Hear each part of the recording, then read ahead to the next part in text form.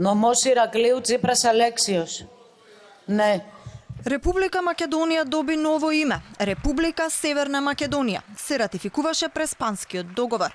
Со 153 гласови за, пратениците во грчкиот парламент ставија завршница на имплементацијата на спогодбата од Преспа и 27 годишниот спор.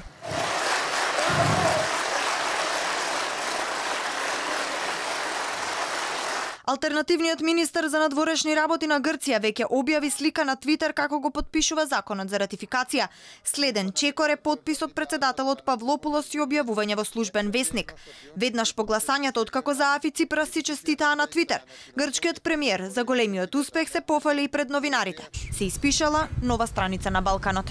Σήμερα γεννήθηκε μια νέα χώρα στα βόρεια σύνορά μας, η Βόρεια Μακεδονία. Северна Македонија која се роди денеска ќе биде земја пријател, сојузник и поддржуваш на Грција во незините напори за безбедност, стабилност и заеднички развој во регионот. Денес е историски ден, денес се пишува нова страница за Балканот. Грција штити важен дел од својата историја, наследството на античка грчка Македонија.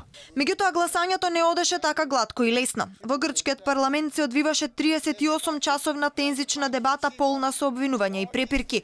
За време на гласањето националистите од Златна Зора стана од пратеничките клупи и викаа предавници на сите кои што гласаа за.